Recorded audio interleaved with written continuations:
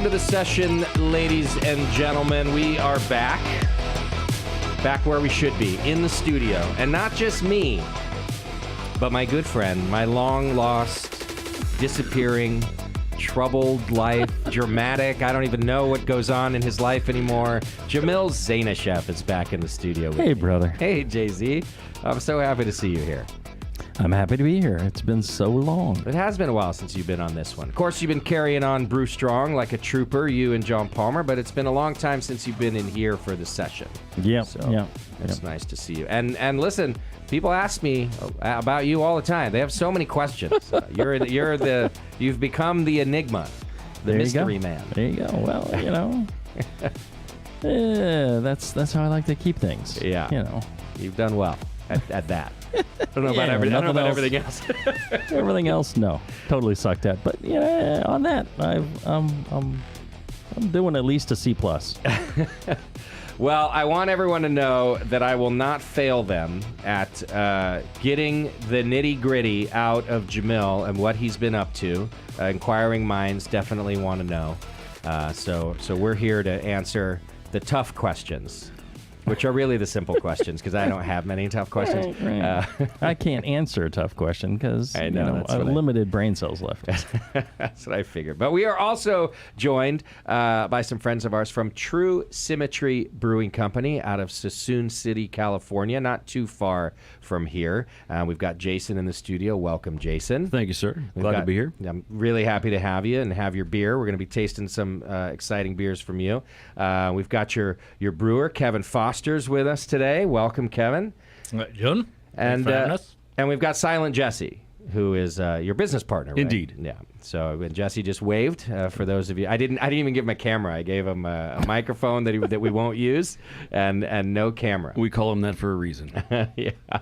But we are here in the studio at the Hop Grenade. You can come on down if you're tuning in live, and we're gonna have we've got Jason's beer on tap, so we're gonna try a couple things, and we're gonna try a seltzer as well, which I'm excited to try.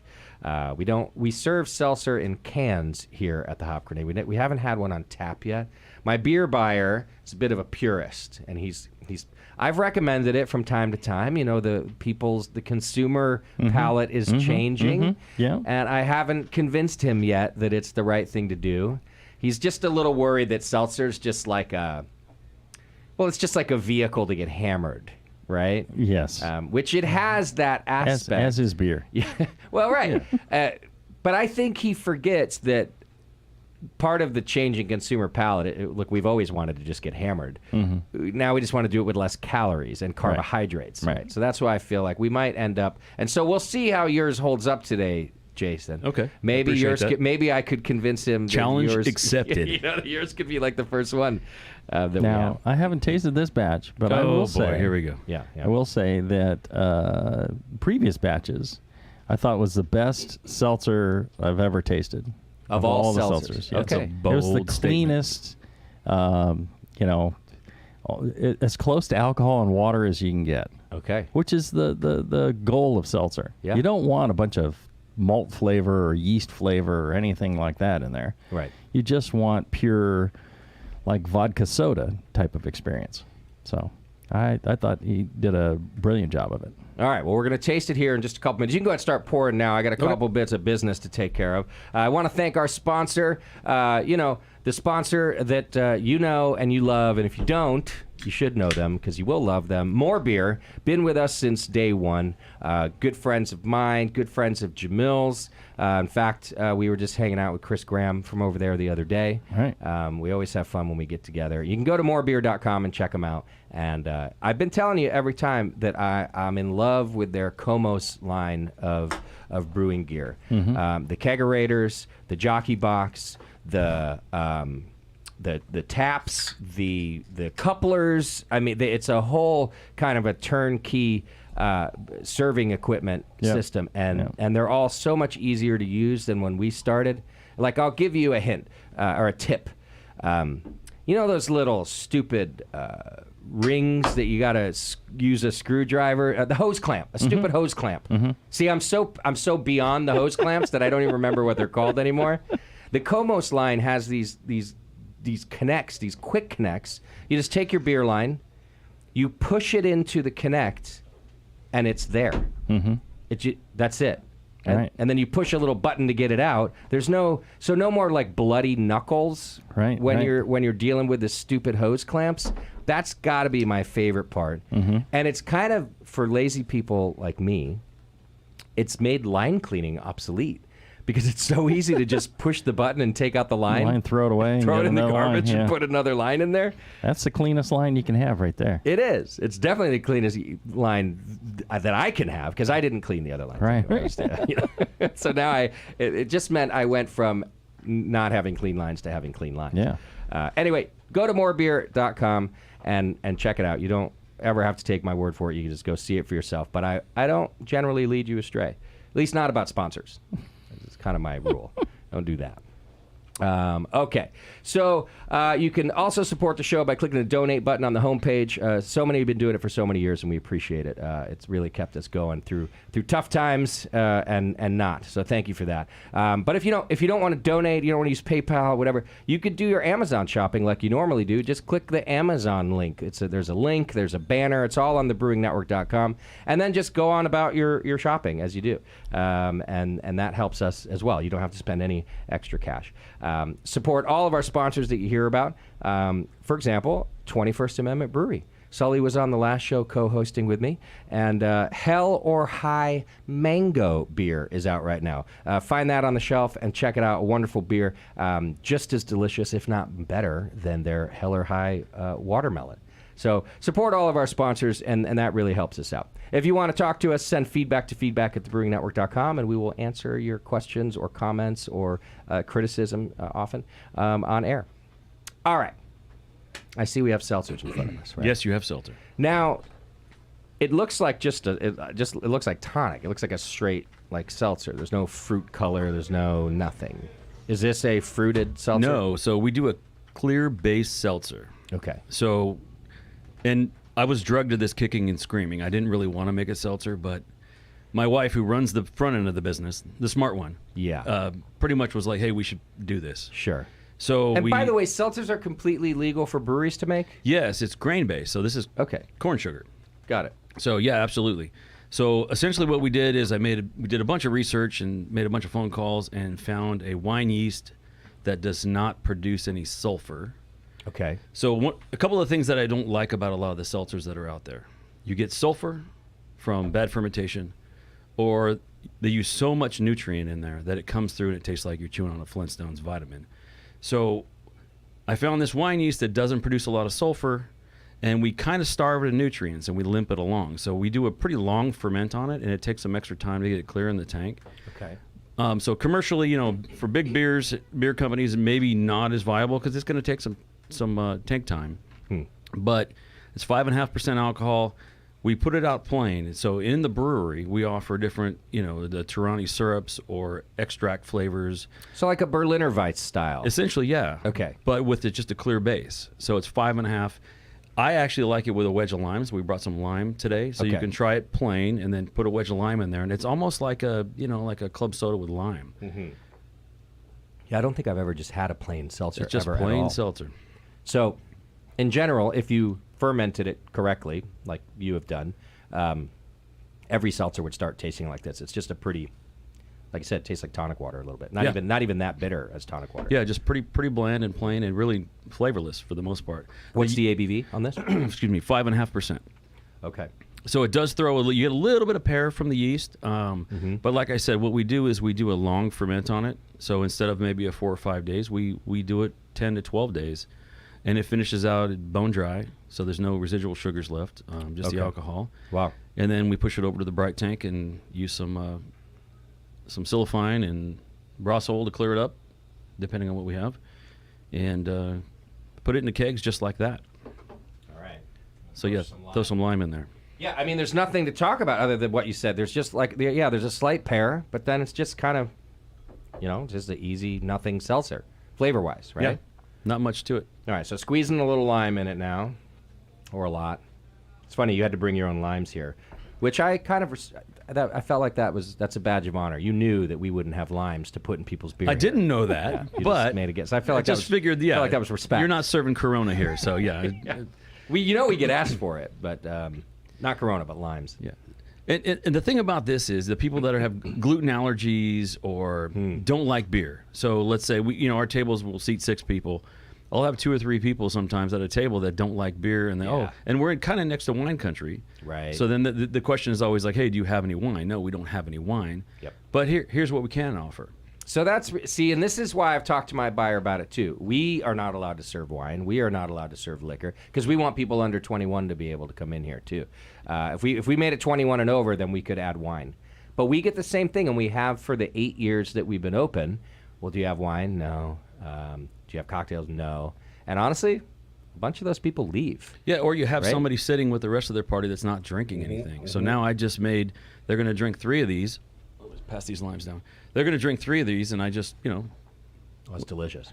Yeah, it drinks nice. It does. And it's so it's like I was saying at the beginning of the show, it's so like, it's so not filling. Right? Like it just really, you can have a couple of these and not feel like bloated. Yeah. Like as I'm getting older now, a couple beers, I feel bloated, right? It didn't used to bother me. I think I was bloated, but I didn't notice it. Right. And now I'm like, had oh that God, I young like virile noticed. strength to combat the bloating. Yes. Yeah, just like it didn't matter. It didn't affect me. Right. It really affects me now. Like even if I sit in the wrong position, I'm like, oh, I can't even burp anymore. Old man Justin.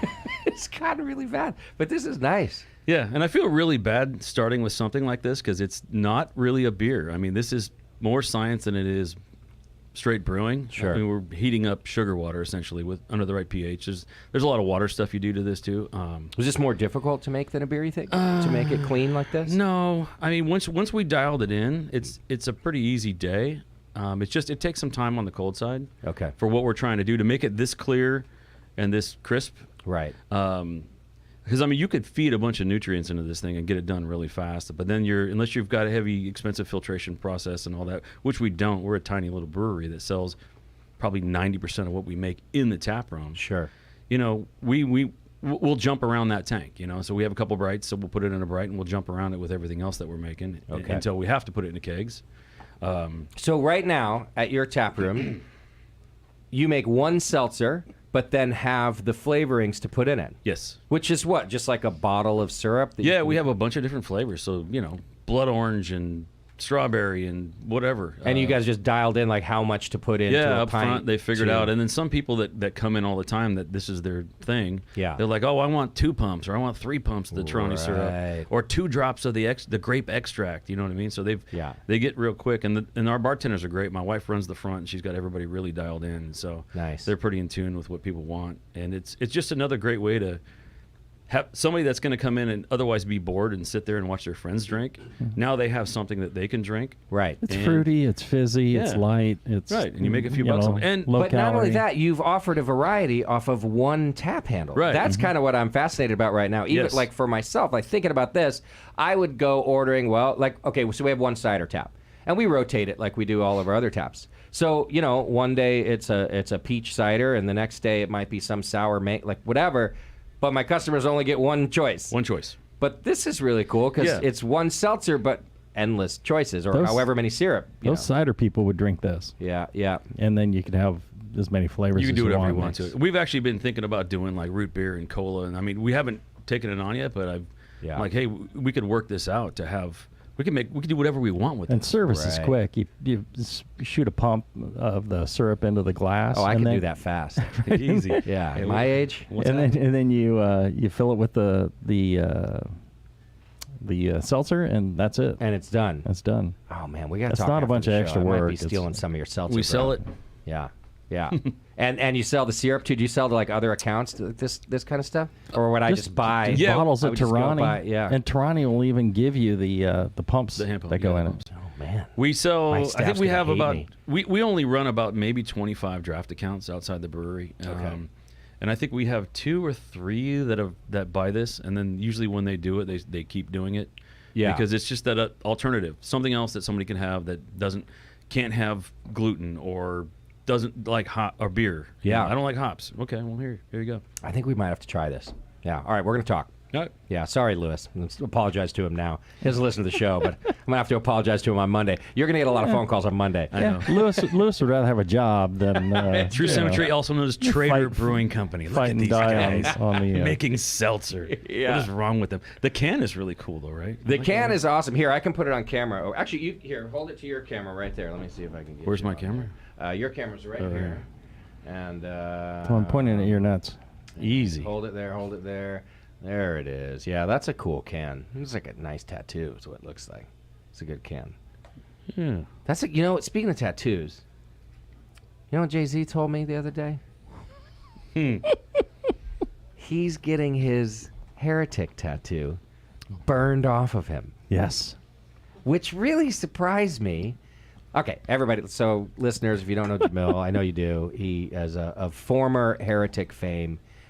He sold it, and then recently got fired from it. And he has this large piece of history, in my opinion, on his arm in the form of the Heretic logo, which I thought you'd just be like, yeah, you know, part of my life, part of my history. But no, you want it gone. You're burning it off of your body. You're lasering it off. Yeah, oh yeah. Costs like 10 times as much to remove a tattoo as to get a tattoo. Totally. And it's Done. way more time. Oh yeah. Yeah. It's gonna take like 2 years. Oh my gosh. Why? You don't just see it as like part of your life and, you know, whatever? Yeah, you know, part of it is I'll go places and people will say, "Oh, you really must like, you know, Heretic beer."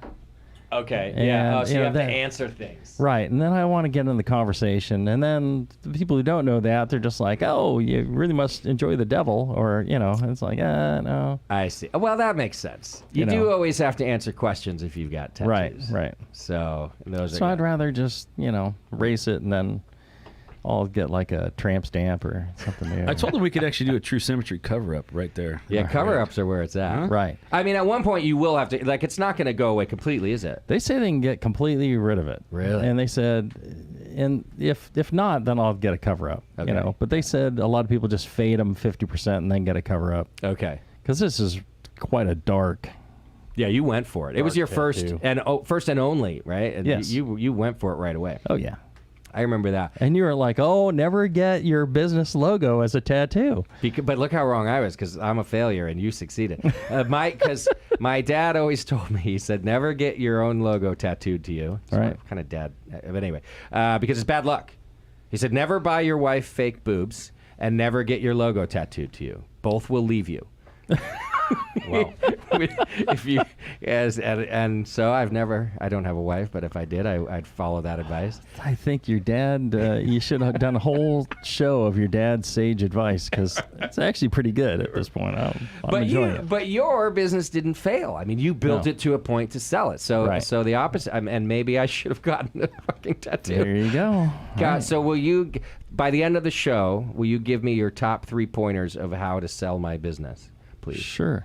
That's what I want. Can I sit on it. in on that? Right, we all. Yeah. Yes, yeah, yeah. Everybody has asked. They're just like, "Can you help me sell my brewery?" Right. I have people coming out of the woodworks going like, "Help me sell my brewery. Tell me how you did it. Yeah. Can you give me some advice?" So here's a question that you can answer. I know you can answer it. Whether or not you're going to answer it truthfully, I do not know. Oh, I'll never lie to you, Justin. Yeah. Okay. Did you build Heretic from the start to be sold? Was No. it always part of your game plan? No. It really wasn't. No. I was never convinced it was, if I'm being honest with you, but there was a little thing in the back of my mind that thought you were just smart enough to do that. So I thought maybe you were. Well, you know, if you know, like anybody, I had these dreams of, you know, a brewery, and then, you know, I'd pass it on to my children, and, you know, it'd be this thing. My kids don't want to run a brewery. They had enough experience working for the brewery and being around the brewery and seeing how difficult it was. Because one of the reasons that we succeeded was because Liz and I worked 7 days a week, Right. you know, 12 hours a day for a decade. Yeah. And once you stop doing that amount of work, it starts to not be as successful. Yeah. Yeah. That makes sense. So we, you know, So you thought in the beginning, well, like you said, you did that. The family would get involved, and you would retire at some point, but not necessarily pass it to the kids or pass it to the. And then the kids didn't want it, so my goal was then to turn it over to the employees. Like an ESOP type thing? Yeah, essentially, give it to the employees, and then, the revenue of the business would affect the purchase. The employees would just use the revenue to buy us out, and then after that was done, the profits are all theirs. Right. So that was my goal. But then I've heard the pandemic hit, so I've had mixed commentary from different companies about that ESOP model, with or without COVID. Right. And several people who are being honest, who aren't still in the thick of it, so they're not allowed to say that it sucks, have kind of told me it's a very difficult model to make work. Yes. For anybody to ever get paid, it's a very, very difficult model to ever work. You got to have enough, revenue coming through to make it occur. Well, and it depends what the owners want to get out of it when they go into that ESOP model, right? Yeah. I just want to get my investment back out of it, right? Okay. Because I pretty much, sold everything we had and, went all in on it. Yeah. And I really just wanted to get that back out of the business. And then, the rest could be for the employees. So that's more So doable. it was more doable. If you want to get what you think you can sell it for, most people don't realize that they're never going to get, the $1 billion that, Ballast Point got or Lagunitas got. Yeah, those days are over. Yeah, never going to happen again. Yeah. Well, and New Belgium's another example. They went into the employee-owned model in ESOP, and they were that way for years. Right. And things that I've heard are that their only way for that to be profitable, both for the employees and for Kim Jordan, who, of course, owned the most of that, was to sell, which they did, of course, to Kieran, to start our sort of conversation on buyouts. And for them, the ESOP was maybe a good decision, but was never going to get anybody paid, especially at the size that they were. So to get people paid and keep the growth going, it was sell or die, basically. Or sell or keep not making money. Yep. And you only care that you're part of an ESOP at some point if you're going to get paid, don't you? Right. Like, as an employee. Yeah, an ESOP in a big, company that's, listed on, an exchange where you can sell the shares, that's, employees can make money off of that. That's a good thing for employees. When it's a privately held company, it's like, well, here's a wish and a dream on a sheet of paper for you, good luck. Right. And employees generally aren't going to get anything out of that because you can't sell it. You can't do anything with it. Yeah. So you never got to that point. No. Okay, and we're going to take a break here in a minute. But before we do that, had you been approached times before over the years about selling before you finally did? Or was this like Yes. you had been? Yes. From any of the big characters? Big-ish. Yeah. I can't, Like all those investment groups were, or any of the, like, your InBevs of the world or. I mean, there was various discussions. All of them under NDA is the problem. Oh, even So I back can't- then? Oh. Yeah, so nobody approaches you without, wanting an NDA, But once you reject, is that still, you're under the NDA for a while? Yeah, pretty much That sucks. they start doing like 5 years, so there's some that I could probably talk about. I can't really remember how long it's been. But there's other, good-sized breweries, craft breweries that were interested. And Okay. And then I talked to some others that, I thought would be, that I consider friends, that I thought it'd be really nice to be with them. Yeah. And they were, ended up acquiring breweries. I'm just like, take us. Acquire me. Yeah. Yeah. Because... Were you putting out the vibe, too? Were you like, hey, I want to sell? No, well, once the pandemic hit or, right around then, when I got sick, that's Okay. really when I started going like, look, I could be, I was going to die if they didn't do something and do something quickly. And They so, being the doctors? Yeah.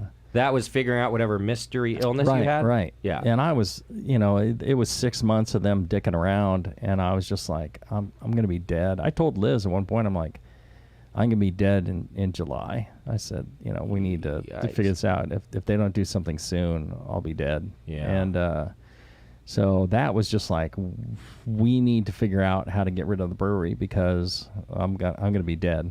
Did they figure out what's wrong with you? You're not dead. Yeah, they know. So I guess. They figured it out. They don't have a cure.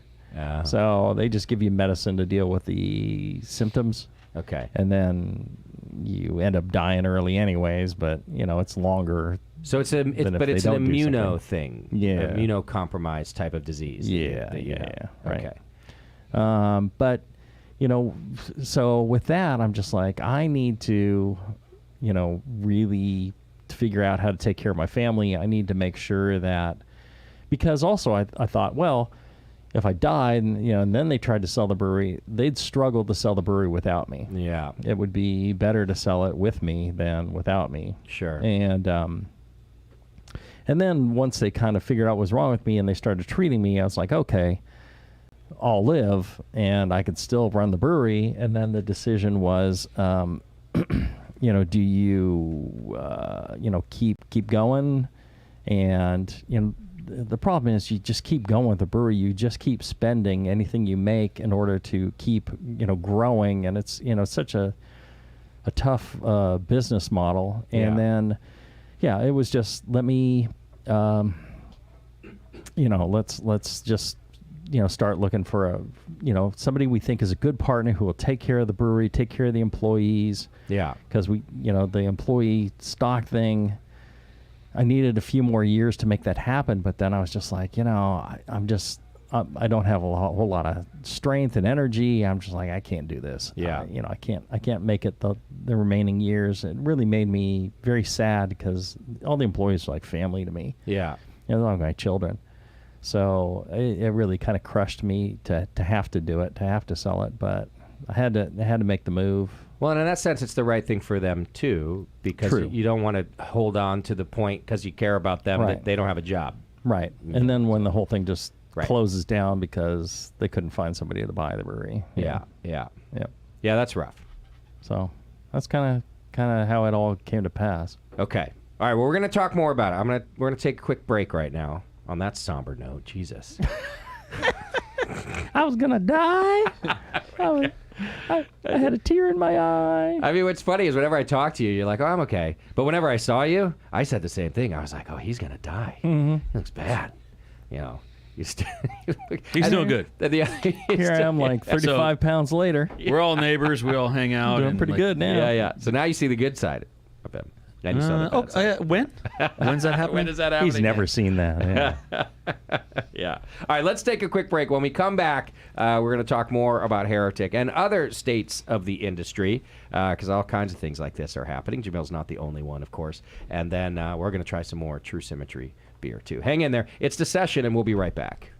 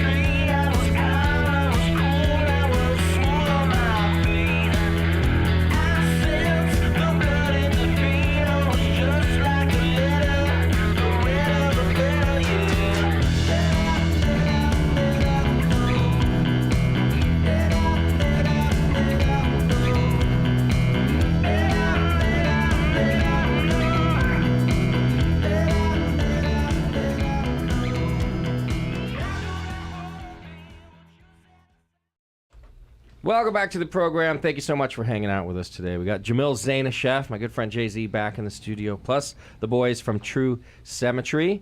I went straight for the double IPA in my glass this time. I skipped right over the hazy. Wise choice. Yeah. I mean, you know, I don't mind a good hazy. I just want to be able to speak English by the time we're done, so I said no Yeah. on that one, yeah. Yeah, I'm trying to get a head start on not doing that, so I figured I'd just go right for that. I was drinking like a Pilsner before, Sure, so okay. I feel I have space Right in on. my... No judgment over here. I'm not bloated yet, so... Well, the seltzer has helped. Yeah, that seltzer totally helped. We'll see. I might be the one who gets carried out The lime today. juice. No scurvy. You're fine. Yeah.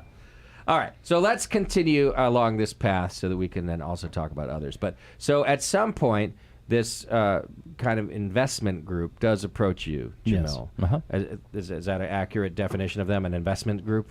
Yes. That was looking to purchase a small group of breweries. Correct. So, yeah, they're craft beverage cooperative. It's creative.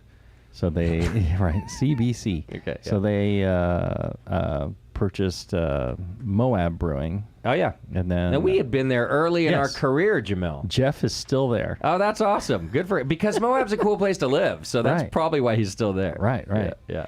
And so they approached us, and we just kind of went from there. Okay. So they came in. They said we're just looking to purchase breweries, but you also mentioned that you had these goals in mind, which was to kind of take care of the employees too, Right. and keep I don't know if status quo were your words, but keep things going. Yes. And so I got an email from you right about I think shortly after it took place, but before it had gone public, with you letting me know like, Right. hey, this is happening. It's a good thing. They kind of have said they're keeping everybody Yes. on. They were keeping you on. Right. They told me they'd keep Liz and I on, everything would remain the same. And that was true, right? At least right when it happened, right? Yes. So your brewers remained, and okay, and then you were there for how long before getting let go after that buyout? Is that like a year? You think?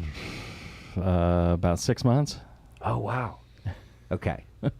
So now I like being honest with you too. You know that because I know I can tell you whatever I is in my mind. I go to one of the conferences, the homebrew conference. I don't know what, and people start asking me, "What happened to Jamil?" And I'm like, "I don't know what. Is he dead?" See, that would be the first thing that leaps to mind. I'm like, "Is he finally dead?" That's a big leap. Was he arrested for something pornographic, right, or was it drugs? right. And it was like, no. Who did he shoot?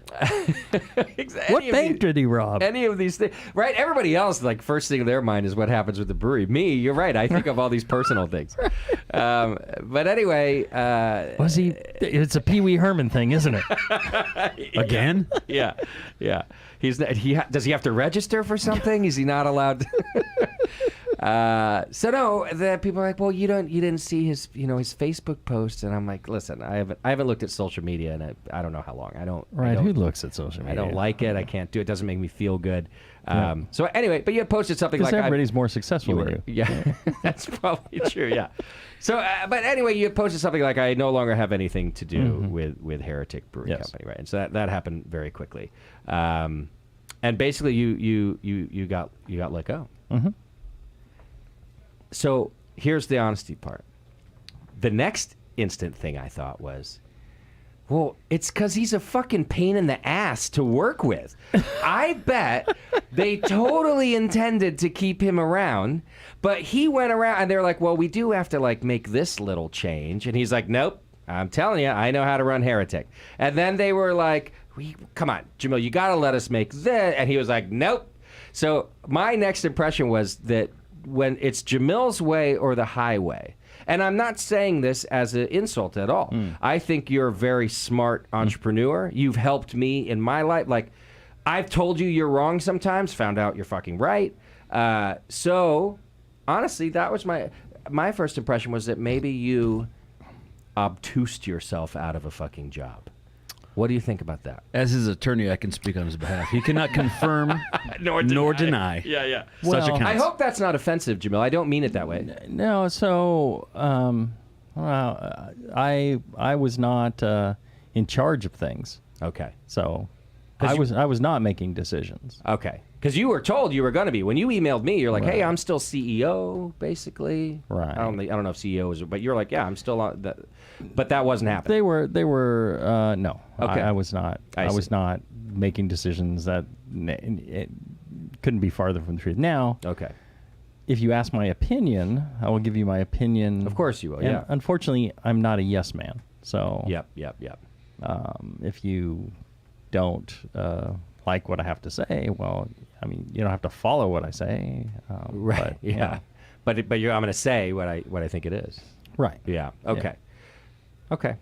Well, I won't tread too much more on that because I know you can't just sit here and say, well, that they're just running the company into the ground or whatever. I can put those words in your mouth.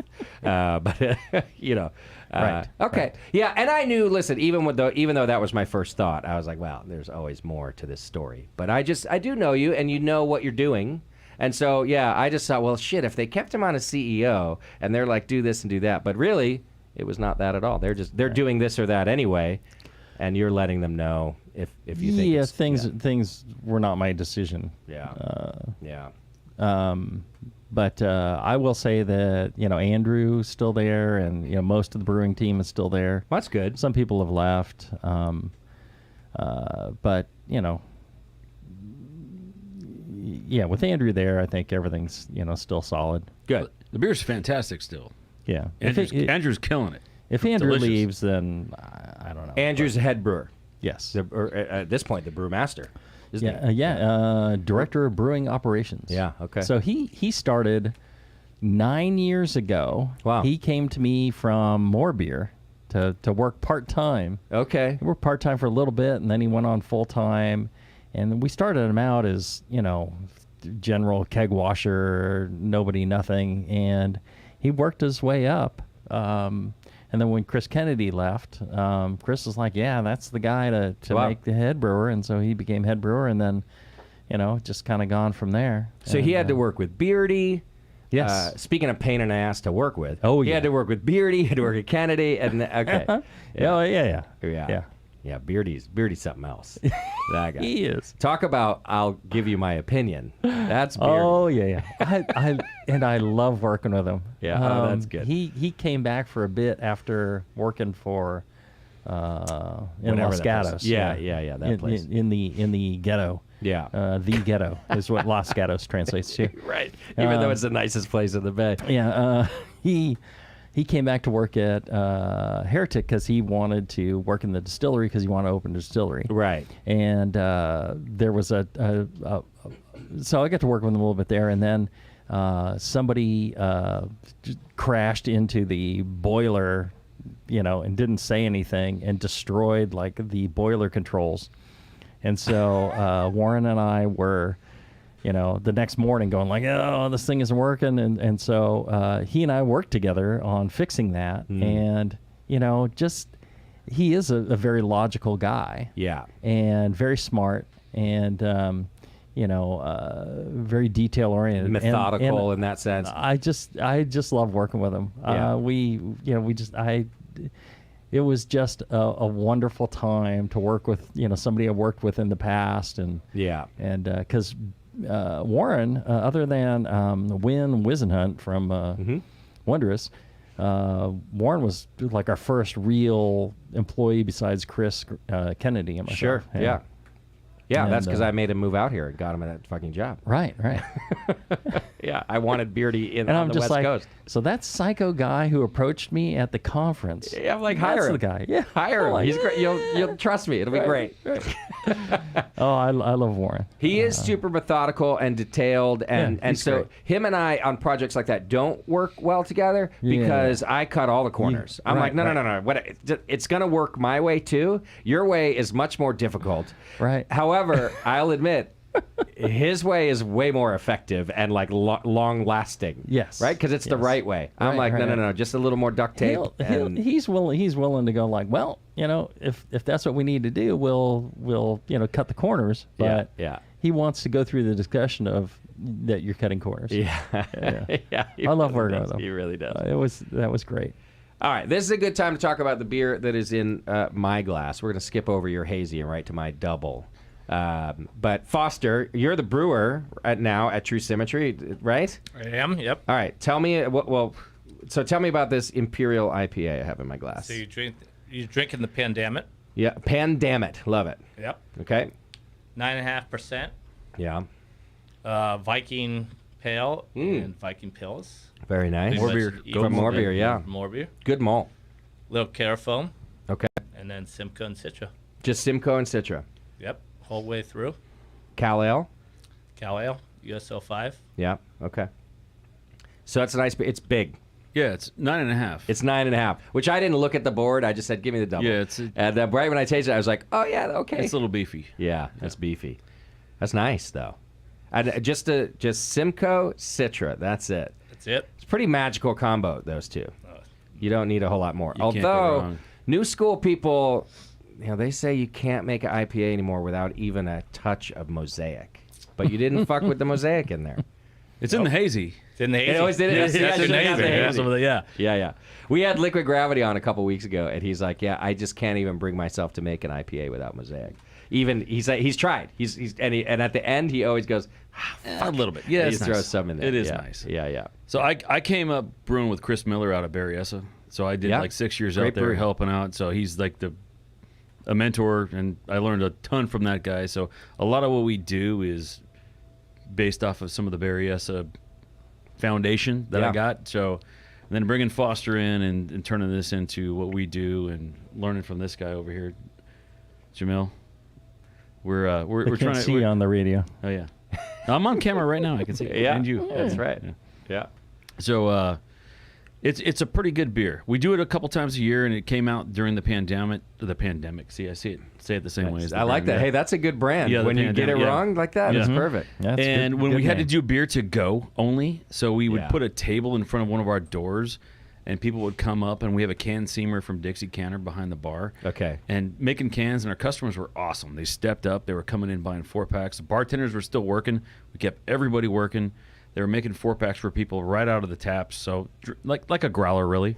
Drink them fast. And this beer kind of came from that as sort of a fuck you to the whole situation. Right. And we do it maybe twice a year now, Oh, okay. just because people are kind of like, hey, where's that beer? Yeah. And so we'll do it a couple times a year just to kind of pop it out. And Where's the Pandemic? And Yeah, it's where's the and Pandemic? it is probably one of your best beer names because he has some of the stupidest beer names. He's gotten much better. He's gotten much Wow. better over time. And now more recently, your beer names have gotten better. But when you started, oh my! I still God. name all the beers, so it hasn't really. I'm the guy Well, still naming right, the beers. but now you've kind of listened to some feedback, Maybe on, a bit. on why people would not order one of your beers because the name was really stupid. Well, Yeah. this from the guy who's like his inaugural beer was called like Tuffle Launcher Berry. Yeah, or that nobody something. could say. That was a delicious I beer. did- though. was a I good did- beer. I did not name Great that beer. That was Matt Staley. Right, but you released it like as your first beer as a brewery. It was That was it a crazy his idea. pro-am. That's right. What was it? Hey. What was it really called? Taffle Bully. That's it, Taffle Bully. I really couldn't remember it. I Great wasn't beer, being- yeah. So, but his name's got Jamil's name's got pretty damn good. Yeah, but we couldn't do evil this, evil that, because I mean they're doing it across town. But so then, but then we can do good this, good that. I don't know. like, Maybe. the some random Tuesday or whatever it was. Oh, that or- was so we had a brown. So I went to Brew Lab in England. okay. Oh yeah, that's where you learn to brew professionally, right? Yes. Okay. So I've been homebrewing for Jesse and I've been homebrewing forever, and then we won some ribbons and are part of Greenbelt Brewers. That's where I met Kevin. Okay. Out of Davis, and then I got accepted and went up to Northern England to go to Brew Lab for a few months and study brewing and bounced around at a bunch of breweries and helped out. And None So- of this justifies your stupid beer name. easy. So we had this brown ale. So the lead instructor was the head brewer at Scottish Newcastle for forever. And so I kind of got a watered down version of Newcastle. And so we make this brown ale. It's delicious, but it doesn't sell. Okay. Because as a home brewer, I made it on some stupid Tuesday that I took off from work. Right. You wanted to bring your roots. like with from you. my day job, right? I took the day off, and we made this beer, and it was fantastic. And so we made it again. It's a and really again. nice beer. Yeah. Made it again and again and again and again. Okay. And it so- wasn't selling. And And then so we went Because- commercial, and we did it commercially, and it was great. And it was called Perfect Tuesday because it was the perfect Tuesday, right? I'm in my garage. No, it wasn't.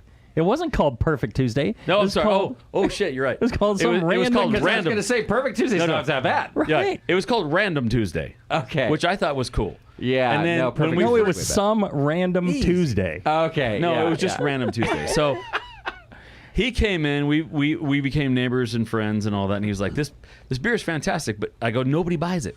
And you're like, It's a- Because it's- the name is stupid. No, it's a brown ale for one thing. And he's like, "Yeah, and the name's stupid. Call it like a beautiful Tuesday. right, or- something like that. Yeah. That's good. So- Perfect Tuesday's good too. So we came up with Perfect Tuesday, so it sold a A little bit beautiful better. Tuesday would have done better. But I'm it's just still saying. a brown ale. Unfortunately, like I love to make English If you, beers. That's if, you my had, love. if you had used a beautiful Tuesday like I told you, It still wouldn't would've sell. worked. It's a brown ale. it It would still sell doesn't better sell. than how it's selling now. I'm A just Beautiful telling Tuesday sounds like a really good independent film. It's a nice you. Yes, name too. exactly. Yeah. That's a decent think he name. started why that. you're Because beard. and it's You still can find it on his and OnlyFans still. it's I'm pretty still- sure. It's still. I'm pretty sure. If you It's go to his still- OnlyFans, you can see him starring It's still. in Beautiful Tuesday. I mean, I gotta earn a buck one way or another. That's right. It's still not a great name, but you got some other names. Tell them the name of your triple IPA. Oh, well, come on. Go on. So we do movie. No, stupid movie lines. don't explain anything. Well, you have to explain. No, it. the Yeah. customer doesn't get it We explained literally to them. only sell it in the tap room. So Okay, people well, show up Jamil's to right. drink. Give me the name first, and Right. then You won't get it. It's called Lop Sop Doi. Yeah. So Jamil's right Yes. because you don't get the chance to explain the name Right. most of the time. But if you saw the label, you would get it. So it's from Dude, No. Where's My Car? You still don't get it. Oh yeah. They yeah. get their special suits and they go in. The guy says, "You guys were really lop sop doi last night," which means like wasted. It says wasted. Like Okay. trash can. Yeah, yeah, It's yeah. like you're because it's 11%. That's a good triple inside IPA. joke. Yeah, yeah. Okay. Okay, so you're siding with him. I see what's mean, happening. I here. am. You need to Because- sell beer is the point. We sell beer in the tap room. That doesn't matter. People won't come up and So the they difference won't order between something they this can't model- pronounce or know. So the Heretic model and the True of Symmetry being model. successful. Wow. Well, I will Yes. say, okay, This could go on all night. The names have already taught me about your business philosophy, and that I know a little bit of your background from before we started the show. And it is different than Jamil's. little Jamil bit. just summed it up. I would say it nicer than he wants to be successful. I would say He's mean. you genuinely started a brewery to have fun and be a brewer, and you don't want to go broke doing it, but you Right. don't really care otherwise. We He sell just beer. He started a brewery because he wanted to start a brewery. The problem. Well, I've heard that my whole life. But does That's that true, make yeah. sense? Mainly from Because- your wife. Because Yeah. because it's a bit of a club. Like inside jokes I think they're hilarious too, but they're so. Do you see what I'm saying? It Yeah, does. I'll give you that. That's a bit of your I'll give you feeling that. about the brewery. If you're not having a blast doing it like that, I don't want to do it. That's what I'm getting at. Right. That's kind of what I'm saying. So we all work. We had jobs for the first. I just retired, so I worked full time for the first 3 years in the brewery. Jesse still works full time. My wife still yeah. works full time. Yeah. And I'm the only idiot now that doesn't have to go to work and still show up at the brewery. And then we get Foster. And Foster doing it. Yeah. The I other wouldn't end. work for Yeah, people yeah. that aren't having fun. That's right. Yeah, he wouldn't show up. He Right. wouldn't show up. Okay. Well, So, having fun is fine. We're but- still making money. Yeah, Don't okay. get me wrong. We're Okay. still making money. We're profitable. Yeah. Good. But we're not going to take over the world. That was never the plan. Yeah. And nowadays, I think in this market, and I've talked to Liz about this, his wife, Jamil's wife. Yeah. Liz Zainasheff. And you're And talking behind my back? Yeah. What the hell? She likes me more. And she has said, if we did it again, the model that you're doing is pretty cool. Okay. Yeah. So not going to, no one's going to show up in the CRBF. What are they called? What are yeah. they, Whatever. They have all a the dumb name initials too, by the way. Yeah, but the initials of the whatever investment. No group. one's Yeah. going to show up to buy our brewery. Right. It's not going to happen. Yeah. But we're making money. We're going to run this as long as we can until we're not having fun. Yeah. And then we'll figure out a way to liquidate or sell. Or my kid who has no interest will, like Yeah. his kids, will be like, yeah, I don't care. So I like this too, and I think Liz is onto something. So on Monday we had Mare Island Brewing Company in here. And I'd never spoken to those guys. I spoke to them at a beer festival, but I didn't know their story. And I love their story. And they're growing, and they're at a growth point where they need to make some decisions. And the commentary that I was making, and Sully from the 2&A was here, so he knows too, because he decided to go to that next level, Right. that big regional level, right? And I said, you guys are at a point right now where you've got a big decision to make, because you could say, yeah, we're going to go for it all. And you might make it, but you got a long road ahead of you. Or you could say, enough. Yep. We've made it enough. And you're going to do fine. They have 3 tap rooms. They're profitable. They got a great community around them. You guys have a great community around you. I know that. So you're at that. You just described it. You're at that spot. And I think that is a great place to be. And we're actually sniffing around about a second tap room right now. Perfect. So we're looking. You could just still do the yes. regional tap room, not regional, Yeah. the local tap room thing, multiple. That's fine. That's a completely different level than Heretic went, than 21st Amendment decided to go, and both are okay. It's a different. But I do different time. think people Yes, should decide early on, or at least when they get to that point, don't go into it blindly. Well, there's No, too no, many no. little upstart little asshole breweries like us that are popping up that are making decent beer. Today you can't do a Heretic. You can't do. It's gone. That's you can't gone. do a 2-1A. It's really tough. It's done. It's Right. it's down now to just your local. You locals, yeah. And the problem with the locals now, we went out to at least 3 of us. We went out to Rancho Cordova and hit 4 of the craft breweries out there, and they're going to kind of struggle a little bit because there's not enough market there for 4 of them so close together. And so they're all just kind of either eventually one of them's going to figure it out and outcompete the rest of them, and Right. the rest of them will go out of business, or there's just not enough market for all 4 of them to survive that close together. So, the whole idea that when I started, we started as just a production brewery. There was not going to be a tap room. Right. And we were going to, just distribute beer, but the whole distribute beer thing has become way difficult. And then, and there's a lot of competition, especially from the really big brewers that are buying up smaller ones, and just they force everybody out. So it's very difficult. And then, Those cans are all going to the same shelves. Yeah. When you get to tap Same grocery rooms, store. When you have these little tap rooms that are just springing up, and a lot of them are people who they have other jobs, so it's kind of like their sideline, their side hustle type of thing, and they don't really need to make money at it. And you're competing with people that don't need to make money at it. We still need to make money. That is just an impossible business model for somebody who's It's not sustainable. It's not sustainable, and that's the problem with the industry now. There's too many people jumping in. Yeah. And it's going to be it's just a really difficult road to go down. Yeah. In the future.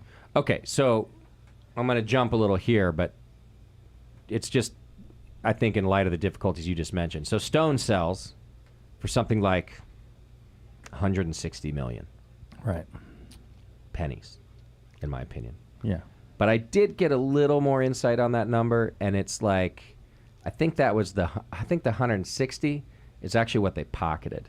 I think Sapporo took on all the debt, which was massive. Right. So it was really, if They you had look at it huge that debt way, going, yeah. it's probably a $500 million buyout. Right. But they're going to write off the debt, and it's no big fucking deal for them. Right. But anyway, because I was like, shit, 160 million. How much of that's got to go here, got to go there? You're going to leave with a couple mil? Who cares? Right. I don't think that's the case. I think they're pocketing 160. Anyway, before I get your opinion on that, was Heretic sale north or south of 160? All you have to do is, you could say east or west too. South. South. That's too bad. I was really hoping you were a billionaire and just not tell it. I hope, because I could see that out of Jamil. Can't you? He's just an asshole enough to be a billionaire and not tell a soul. We thought that we saw him out on North Texas in his hot shorts. And I was like, "Oh, is this your corner now? What's happening? Make some extra money? What's going on here?" Meanwhile, there's like news reports of this mysterious new landowner in Texas buying up the whole, and it's Jamil. Yeah. But south of. I wish. I'm not. wish. I know. I'm not surprised about that. I've put a lot of thought into this, not because I care about your finances, to be honest with you, but I do care about you. I did ask you a question. We don't have to talk. Give the answer on air, but I did. I hadn't seen him in so long, and I was like, just tell me this. Could you do nothing? Could you and Liz do nothing for the rest of your life? And not just from Heretic. Jim, this is like Jamil's 4th career. And every one of them has been like a step up, step up. I know you left Macromedia, which turned into Adobe, and all of that. Jamil's more famous in the tech world than he is in the beer world. I don't know if you guys know that. If he went to a tech conference in like Australia, they'd be like, "Oh, you're Jamil?" He's like written code. All I wanted to know was that the guy could just like stop working and die finally. At some point, I will. That's what I wanted to know for you. All right. He's got a fishing boat now. Did you get a fishing boat? No, so the boat You that don't fish. right, the boat that I had before, I don't know, the little Like a ski boat or little, something, Yeah, right? a little bow rider. It's like a 17-footer. Yeah. Sold that to one of my employees back in the day because the kids were just like, no, we're not interested in the boat anymore. And then a year after selling the boat, they're just like, hey, let's take the boat out. I'm like, well, I sold it because you told me you didn't care. Right. Just And like you so- sold me the RV. Right, exactly. And they're like, yeah, the RV. I'm like, oh, it's gone. And so I ended up getting on the salvage auctions, and I bought a boat, a 20, the same maker, about the same year. Okay. Just like 3 or 4 foot longer. It's like a 21-footer, so it's like 4 foot longer. Nice. Got it salvaged, sight unseen, for like $2,500. Oh my God. It's Then got to I- be a disaster. So he got like $32 for Heretic. Is what he's saying. So then Seriously, he didn't go. Yeah, he So didn't then- buy a scarab. No. So then I put in like another, $5,000 worth of work and parts and got the thing running. So Oh my God. that's my boat now. I'm gonna take it out Sunday for Liz's birthday. See, I think he's a multimillionaire. He's just cheap as fuck. He's always been cheap as fuck. though. Yes. At which we aligned that way, like building my company, whereas other people's would be like, you got to take out loans, you got to do this if you're ever going to grow. And Jamil would see me piecing shit together, and he's like, yeah, that's the way you do it. All right. Always frugal. Dude, we ended up with a lot of loans. Yeah. Because again, the beer industry to grow, the equipment and the space that you need and all that is just ridiculous. The cost of stainless and everything else, and labor and ingredients and hops just going through the roof. Right. Just everything out of control. It is. You definitely got out at the right time. Just like you said, there's no more large regionals like that. There's also I don't want to say there's going to be very little buyouts. The large ones are going to get bought out. So Russian River came up on the last couple shows. Sure. Like, are they going to sell? And I was like, no, they're not. But then Rye, he was like, well, but wait a second. Do they have a succession plan? Mm-hmm. And I'm thinking, oh shit, they don't have kids. Right. Vinny loves that beer. He loves Right. brewing. He wants to be the brewer. Right. So Well, that's what I was thinking. They might actually sell. I love being part of the industry. I love brewing. I love the process. I love working with the employees. I love that whole thing. He's homebrewing I again. want to Yeah. I want to keep doing that, and that was my goal. Yeah. Can I still be part of it? Can you keep doing that? And so I was trying to find somebody who would allow me to sell the brewery, even if it was at a serious discount, and But still just be a still part of be the- part of the thing, and Right. help the employees learn and get careers and all that stuff, and Sure. make new beers and all that. I would Well- say one of the last beers I came up with at Heretic was So Much Mo, which you Nice. gotta try that beer. Okay. That's a great fantastic. beer. I will try that. I mean, Talk listen, about Mosaic. you Sorry. can continue to work for free for the Brewing Network forever. I will allow you to do that, Jamil. You can always be in the industry with me, buddy. Yes. There you go. I think we have to start talking about his salary. What again. industry Not is you. this? I don't know. Yeah. You're around beer. I guess you are with your buddies here too. I just Yeah. happen to put a microphone in your face. There you go. He shows up at my place all the time. And I'm like, yeah, just take care of him. Give him beer. He's fine. Drinks your Even beer. if I'm not there, I'm like, just take care of him. Just give him beer. Yeah. Yeah. I really don't expect to pay for beer anywhere I go ever again. You I'm just like, I think that's fair. That's a pretty fair deal. I need free beer. Yeah. If you just wear a shirt that says, "Do you know who I am?" and then put like, sports style Zainasheff across the back, Yeah. you'll probably never pay for beer again. Can I get one of those too? You got, yeah, exactly. Yeah, well, We'll sell I'll them be off like, I don't know. of. You don't look There's like a Jamil. team. Yeah. You don't look like Jamil. Jamil looks like he's dying. You look okay. I don't think that's you.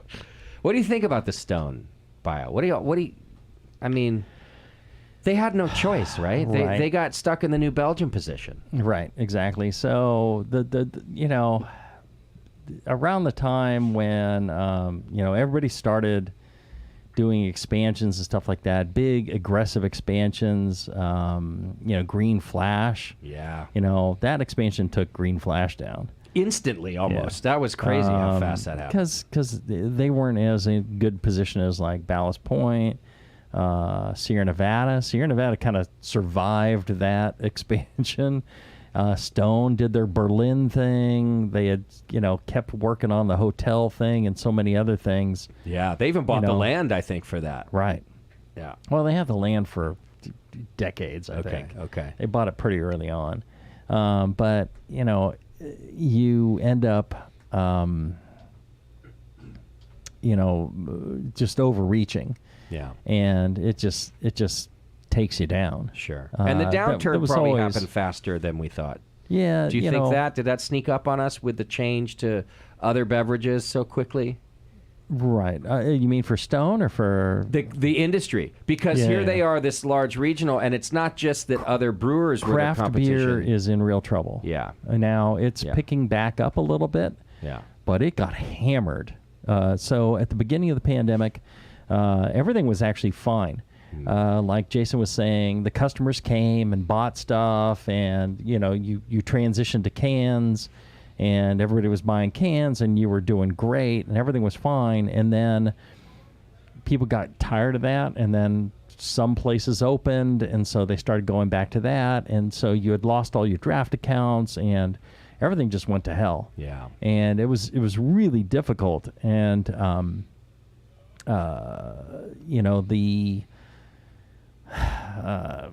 problem is craft beer is in a real struggle right now, because what's going on now, I mean, the Seltzer is kind of a flash in the pan. It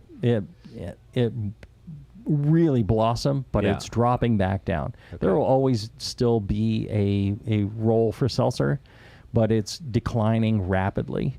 The other thing is, craft beer was declining rapidly. It's coming back up a little bit, but it's still suffering. The real growth opportunities are in alternative beverages, and especially cocktails and spirits. Okay. So before selling the brewery, I had realized this, and I was shifted over to making ready-to-drink cocktails. And we were just going great guns, and we were the darlings of the area, and our distributors were all excited. And, we'll see what happens with that. But Did you keep that separate from the sale? no, it's Because all Ballast did that. right. Ballast, And Ballast Point, right. they took So- Cutwater aside at the last minute, by the way. Right. So it was Yusuf Yeah. that told me to get into distilling. Oh, nice. Yusuf's a smart guy. Oh, yeah. Yeah. And anyways, that's where people should be going. They should be, shifting towards cocktails.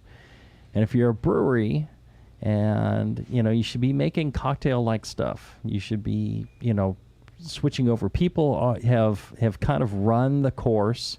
There will always be people wanting to drink IPAs, but you've seen the shift in the craft beer industry where people were looking for Something different. fruity Yeah. and sweet and beers. So New England IPA is sweeter and fruitier than traditional IPA. Yeah, yeah. And then you've got the slushy stuff or pure or smoothie stuff out of like Texas and around there, where that's really popular. That's becoming trendy and popular. You should be making those kinds of stupid beers if you want your craft brewery to survive. Yeah. Right? You should be looking at stuff that tastes more like cocktails. And that's really where it's going to go. And the breweries that can make something cocktail-like or set up a distillery and do that, you're going to, do better than the craft breweries who are just going like, I'm making my clear IPA and Right. my red ale and my porter. Yeah. So that's really where it's shifting. You have to transition to that. That's the market. Yeah. That's where the market's going. That's where all the success is going to be. Yeah. And we're seeing it as sorry for that. as a retailer too. I mean, we're seeing that here. We're feeling the pinch among all the other pinches. If you had because of COVID. cocktails on, and you'd yeah. do better. Yeah, exactly. But our license doesn't allow us to do it. Well, so being this guy's friend and pretty close to Heretic, Yeah. I listen when he talks. Yeah. He has a gem every now and again. Every now, yeah. Every now and again. Pearl falls from this swine every so often. Occasionally. So we've been making high gravity seltzers. Mm-hmm. And so we did a batch and we put it on tap this last weekend actually. Okay. It's a bit timely. What's high gravity? Give me a. It's 15.5%. Okay, that's up seltzer. there, Yeah. And then we're going to put it in a slushy machine and do different flavored slushies with it. But we started with, because the slushy machine showed up and it was all jacked up from the shipping. It was just beat up and didn't work. And so Jesse and I were in the brewery, and then we put it on one of the taps, and we're like, what can we do with this? And so we put a bunch of lime in it and some tahini, and we're like, dude, shooters. So we Yeah. had a really cool 90s rock band called Inverness 95 out of Sacramento that showed up, and they kill it at our place. And we sold a ton of those. Is that right? A ton. And what do you? Seltzer-based cocktails. What? Yeah. Yes. What do you? Just like a tumbler glass? Yep, of, like our sampler tray, right? So Yeah, like one of okay. the sampler glasses, Yeah. with a little lime juice, some chamoy and tahini on the rim, and the seltzer inside. So a shot, basically. Basically, yeah. So it's 15.5%. So you're looking at, with the lime juice, probably what, 14.5, Yeah. 15 proof. Yeah. I mean, about 30 proof. proof, About yeah. 30 proof, yeah. So, and my wife was kind of worried about that, and I was like, well, let's see what happens. Yeah. So first off, no one got punched. There were no fights. No one passed out. Because it's not that much alcohol. Right. Yeah. But people were happy to have it because it was something different. Yeah. And they were having a good time with the band. You get a couple of those in you, and the people were having a great time. And then they bought a couple more beers, took 4 Right. packs home with them. It was a great But night. you make yourself a 20% seltzer base, Yeah. and then you make cocktails from it. Yeah. Yeah. Super easy. And if you just need to make it flavorless, so it's like vodka. So that you can put other things in it Yes. to make it flavorful. Yeah, you can't have you can't have these rough seltzers that people are so making. that was our first iteration. So we're working on the second now. Yeah. And we learned from the first one, and it was fine. It was great. And it's going to be on tap for a little while until we get through it. Sure. But, it's going to be better and better. So we're working on making that better. But I think it offers a lot of possibilities for into that kind of the RTD, that ready to drink kind Yeah. of cocktail, because you could mock up whatever you want, Right. with that as a base, and actually sell have a more little bite product. to it. Yeah, as a brewer, it hurts your soul just a little bit. Yeah, but so- make stuff But- people want to drink. Ultimately, you got to pay for the lights, right? Yeah. Well, here, okay, so I'll give you my retail example of that. When I started the Hop Grenade with my partners, they wanted to do all kinds of bar gimmicky things, and I rejected them all. Indeed. And one of them was trivia night. I even rejected trivia night. I just said, look, we're not like other bars. We're different. And by the way, when we opened, it worked fine. We're different. And I told my management team, I said, if I ever approve trivia night, you should all start looking for jobs. Guess what starts at the Hop Grenade next week? Trivia. Oh, you waited till now. Took me That took a while. Took Yeah. me 8 years. Yeah. Because I held Good on fast you, and I'm not not as dumb as I make myself out to be. I didn't need to. I still didn't need to. Right. It would have helped me though. I am dumb enough that it would have helped me, and I still ignored it. And now I'm like, you know what? I can't just be empty on a Tuesday night anymore. I can't afford it. Right. So we do have to change our models. And even if it does hurt your brewer's soul, and it does hurt my little pub soul that I don't want a bunch of noise and trivia, I want us to be able to talk and have fun. Well, guess what? If nobody's here talking and having fun, who gives a fuck? Nobody's buying beer. And the whole Right. place will go under. So we do trivia on Sundays. I am the host, actually. at Oh, our place. nice. Yeah. Yeah. Nice.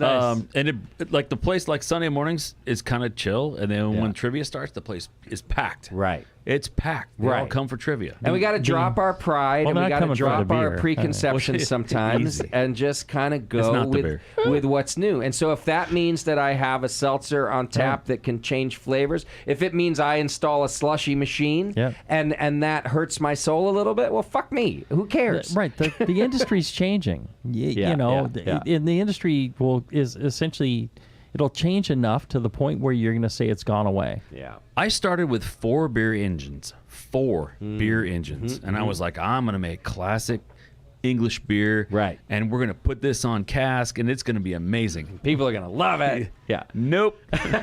Not so much. Right, They right. loved it. The beer nerds that showed up, they were Of like, course. dude, this is great. I'm like, yeah, that's great, but I have to push through this cask. Right. And so now we're down. We have 2. We typically run 1, just because it's a tough sell. Nobody knows what that is. If you're in this industry and you're a beer nerd, Yeah. you know you're down for that. But it's really tough for the general public. We sell American corn lager, seltzer, our red lager, and what else? Hazies, pretty much. Yeah. That's what pays pays for the lights and everything else in the place. Of course. Of course. And then you occasionally we sti- can make some stupid shit that people that like. the other people enjoy, and that Yeah. will always be that way. Like I don't. So we talked about how you wouldn't want to be in business if you're not having fun. You don't want to be there if you're not having fun. All right, I don't want to be here if it's not still the Hop Grenade. So Right. I'm not going to turn it into a college bar, but I am going to do enough that enough people come and enjoy that we all still have jobs, and then the rest of us can keep drinking wonderful things like off a beer engine or a cask or whatever else. And what I've found too is a lot of people that are coming in, they'll start out. We have a lot of customers in Sassoon and Fairfield, very working class, not really hip to the beer scene. Yeah. And they start coming in. A lot of our customers have been a Heretic, before we open because they've been open for a while. Yeah. And they're coming in, They're and then old we now. start them with yeah, exactly.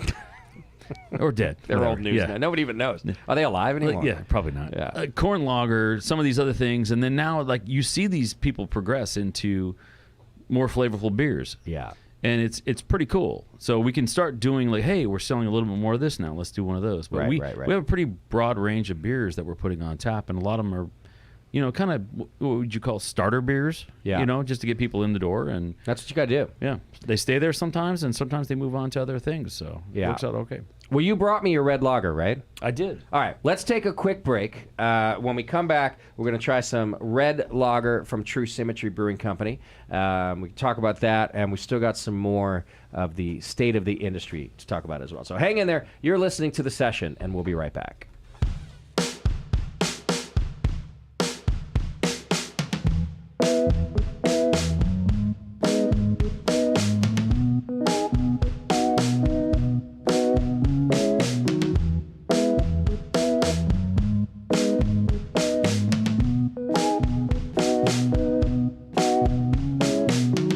We saw some holy people walk out.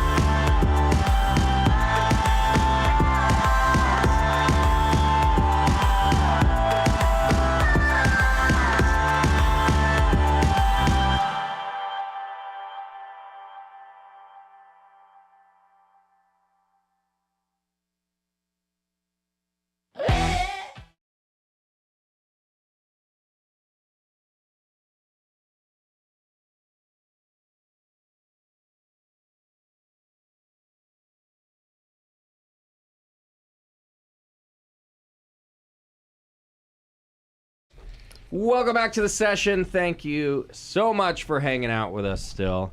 You can find this show on YouTube if you're listening to the podcast. I did a video of the whole thing, so you can see all of our handsome faces. You can see Jamil is actually alive, and it's not just an imposter. We brought a real Jamil in. Yeah, check us out on YouTube or Facebook. We put the video up there all the time, and you can check it all out there. You can see the logos we've been talking about. And we're about to pour a red lager for us to try from True Symmetry. I'm excited about that. And we're, of course, before the break, talking about popular styles and how to stay in business. But we also mentioned, the rest of us still like these other cool things, which we got to talk about with Mare Island on Monday as well. They brought in a great red ale. I think you'd have liked it. I might have a can left we can share after the show, Jay-Z. And yeah, so the rest of us still like these styles and want to try them, and so do a lot of beer drinkers. By the way, we shouldn't, of course, say that the classic styles are dead. The guys from Mare Island, Jay-Z, said that they did steal a little page out of your book, a little bit of chocolate malt in his red ale, which he said he really thought made all the difference in the world. And I said, hey, if you're gonna brew a classic style, you steal from Jamil. That's what you do. There you go. Is there gonna be like a new classic styles book, Jamil? Because since that book was written, there's a bunch of new classic styles, aren't there? Right. So one of the thoughts was I should brew or write a book called Brewing Modern Styles. Oh, there we go. Yeah. Ooh. Oh, see, you could corner the market on that too. Yeah, that or brewing classic styles rebrewed or something. Yeah. You're homebrewing a bunch again. Well, 4 batches so far. Okay. So I call that a bunch. He's killing it. That's true. They're actually really good. That would be like 5 years for you. Exactly. That's surprising. So do you want your fermenter back finally? my good buddy Matt Thomas there. Yeah. Hi, Matt. Matt's here. He converted a chunk of his garage into a authentic British pub. Legit. Oh, Matt, English just so you know, Jamil's bragged about this to me before you were even sitting in the room. So that's cool. Yeah, it sounds awesome. You have actual beer engines in your British pub garage. So he needs beer for the beer engine. So that's what I've been brewing. So what I brew is all British stuff. I put it in casks, and then we serve it in his the Canterbury. Okay. 3 hours. Oh, is that what the pub's called? Yes, the Canterbury. Okay. Yes. Yeah. And in 3 hours, the beer is gone. Or 2. Yeah, 2 to 3 hours. There's not a drop left. Wow. It's a rough go. So the Don't show drinking up sounds accurate, but Matt, I got to say the Canterbury sounds classier than you look. It has like a. I appreciate it. No truer words. It just has a very classy feel to. Not that you don't have class. Don't get me wrong. He had a whole nother. You should have him on the microphone. They're the whole nother. Grab this one right here. The whole nother set of names for the Canterbury, which was like the cock and balls. It was the it cock was and beaver. the cock and beaver. Fighting chicken and a very aggressive beaver. The- It's classy. the- Actually, what's funny though is those the are all taint English and names. something. Right? The cock and beaver would totally. I think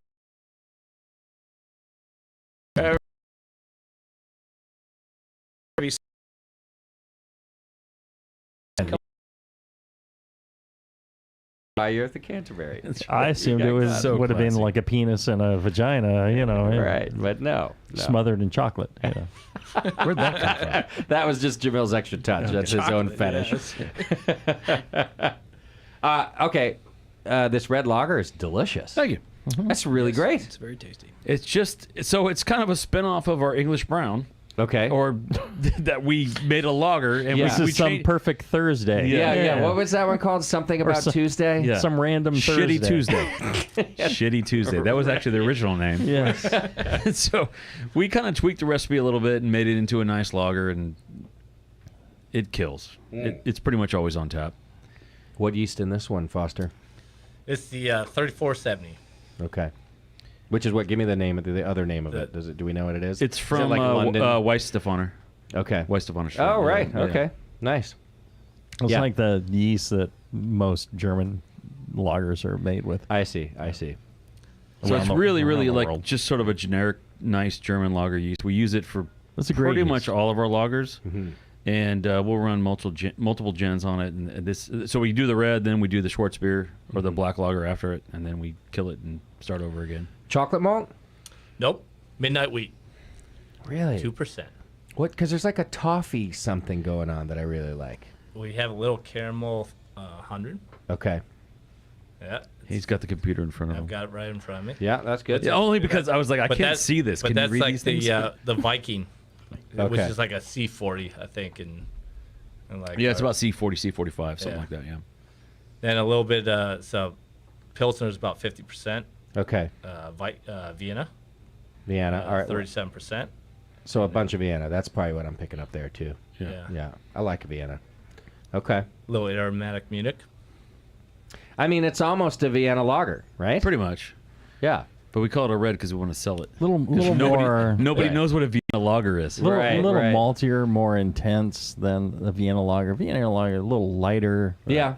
I'll You give know. you that. Those sea malts in there and a little bit of dark malt to bring the color out a little bit. Just a touch of roastiness, but really, really subtle. Yeah, it's nice. I mean, it's kind of in Nice between, beer. like, Here we go. almost Here we go. Dunkel, Yeah. Vienna. I was expecting a bad analogy. Oktoberfest, Yeah. That's kind of it. It's kind of in its It's own like- little niche there. 5 I point. think middle of Dunkel and Vienna is a great description. It definitely has, because Dunkel has that just a little bit more like, sorry to say it, but like biscuity. I'm sorry to pull out a police. Rich malty Yeah. and all that. Yeah. Yeah. It's really great. Thank you. Does it sell well? Yes. It does. It didn't sell well when we called it other things, but we call it red lager. Just Right. It It's doesn't. Sassoon- It doesn't have a So- name. Ready for, it's Sassoon Sunset. Oh, that's a nice name. It's beautiful, Look at right? you growing up. I'm learning from this guy right here. Because what kind good to of have crappy friends. name was it before? It was some Jamil's- random. Yeah. It was called like Wet Pants. Wet Yeah. pants, yeah. Actually, it was. It's weird. How'd you know that? Yeah. Some collection of symbols and digits that nobody could pronounce or what. Oh, that's a good name, Sassoon Sunset. It's nice. Yeah, that's a good beer.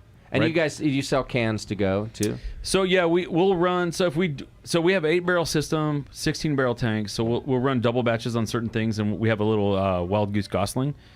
So very labor intensive, but great little canner.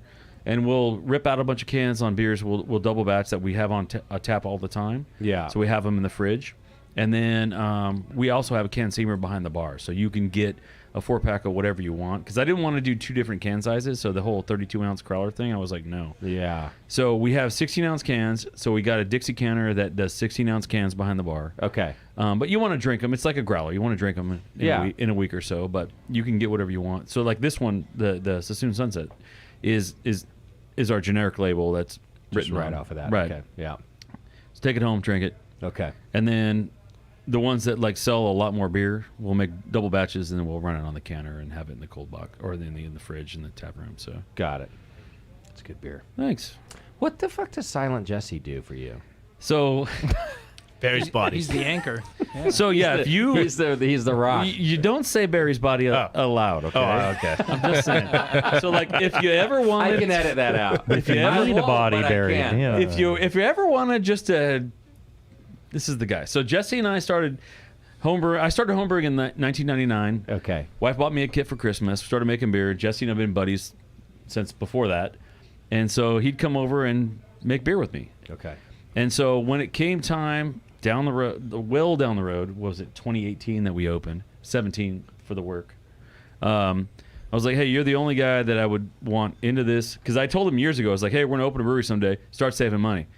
And he's never said a word about it. And then, But started saving money? in 2018, he was like, yeah, I have X amount of money. And I was Wow. like, Yeah. okay, cool. So now he is one of the owners. It's my Oh, wife that's and great. myself and Jesse Okay. Yeah. that own the brewery, and this guy pretty much fixes all the shit that I break. Okay. And And Jesse, you're in the fire department otherwise, or retired from the fire department? no, he's No, still working. currently You're in the still- fire department. Yes. Okay. All right. And a paramedic. So when I cut off a finger or something, this is the guy. Okay. But the engineering part is just something you've done your whole life as a hobby, or Just from learning from my dad, who was mechanical, I Okay. just kind of pick it up. So things that he'll says doesn't work, Be nice. doesn't work. Yeah, but yeah. it does work. but I'm able to take the time and think about it and then Got it. basically find a fix for it somehow. good- Where I problem would to just have. set it on fire and be like, "Yeah, this is broken." Right. Yeah. Yeah. Buy a new one that you can't afford. Right. Yeah. I will Yeah, need to yeah. say this is the first time I've ever heard JC speak. Yeah. So this is a new thing here. Yeah. So we Never- call him Silent Jesse for a reason. For a reason, right? It's interesting to Been a hear lot his of mouth voice. to mouth over the years, too. Didn't even know he had a voice. Yeah. They were That's true. they're expecting to pull out one of those things you got to put on your neck to talk. It could be. he has breathed in a lot of fire, a lot of fire over the years. Right. He gets called out to all that stuff. So yeah, Right. Well, and Jason, so you're a retired peace officer. I am. And you're another first responder, still he's a though, peace. Silent Jesse, and currently. How close are you to retirement? Yeah, grab that back. I think about 6 years out. Pretty close, man. Okay. He could go in 4. What I can go in 4, but what county do you work realistically- with? Solon County. Solano. Okay. Yeah, so I work for the Vacville Fire Department. Okay, got it. Doing what specifically as an EMT for that? Currently as a firefighter paramedic. Got So I ride the fire engine and the ambulance. I see. I had to call you guys this morning, but it's always about homeless people here, and probably everywhere. Oh, I right thought you now, like but, lost a limb or something. No, Yeah, I was no, gonna- nothing exciting. Just another homeless person who was on drugs and asked me for help. Here in Concord? Yeah. Weird. Really? Yeah, tell me that our reputation doesn't precede us. How did they here. get So that weird. far away from Bark? I don't know. Yeah. Easy. Yeah, Well, we throw him off. They now pretty much live here at the Hop Grenade. Basically, what's happening. So 6 years, and then you'll be retired too. Potentially, yes. Okay. Until then, though, you've got to fix all of Jason's fuck ups at the brewery. That's basically your deal now. No, between him and Foster. Yeah. And Foster Well, too. yes. Okay. All right. And what'd you say? 8-barrel brew house? Yeah. Yes. Did you buy it from somebody else or new? No, so I went to that brewing school in England, Yeah. Brew Lab, Yeah. and there was a guy that opened a brewery in Singapore, Okay. and he was kind of my guy. He moved to Hong Kong, was a part owner in Hong Kong Brewing for a while, and then I ordered it directly, which could have been terrible. It could have been a couple of shipping containers full of like garbage.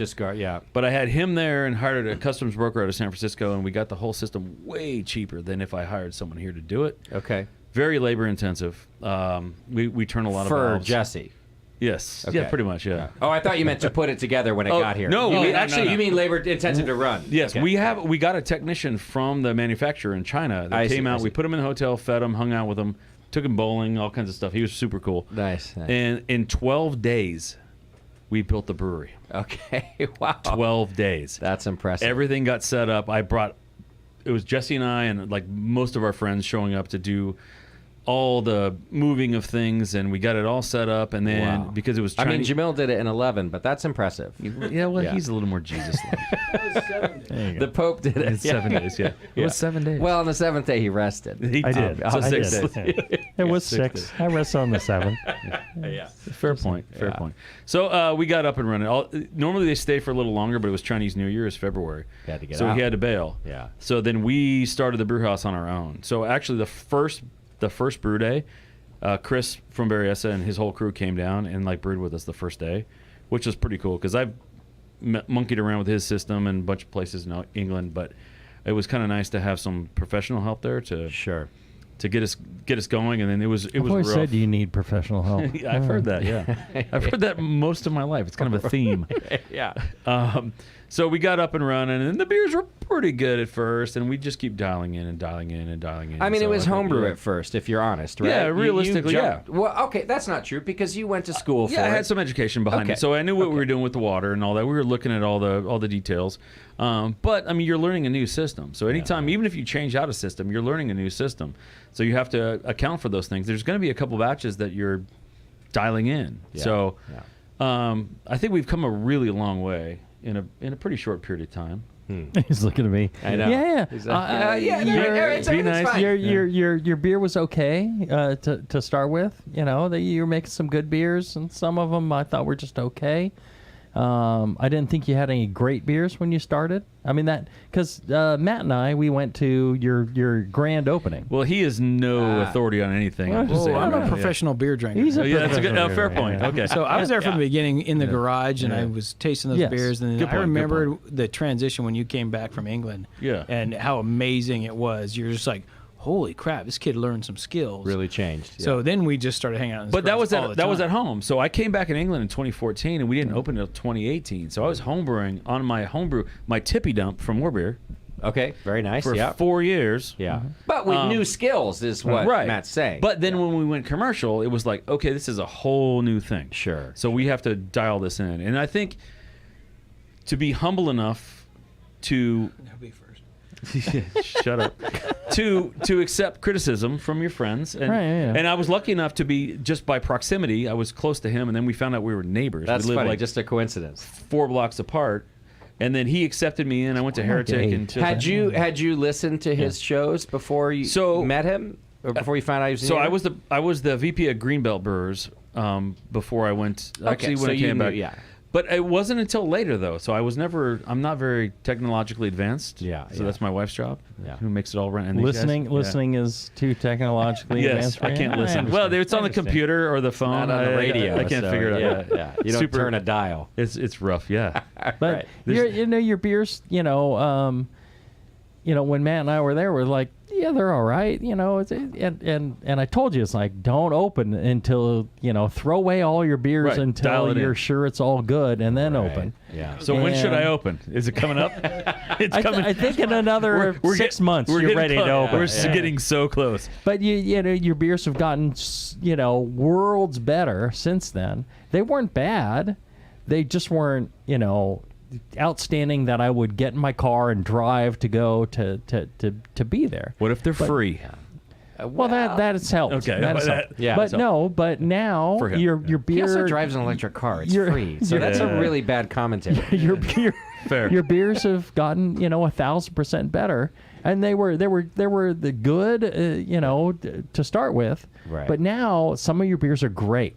Where I'm like, man, that's outstanding. I've told you, it's Yeah. like that's Like this fantastic. red lager, in my opinion. Thank you. That's outstanding. You make some great beers, and the worst of your beers are, well, that's good. That's really good. Which is better than a lot of breweries.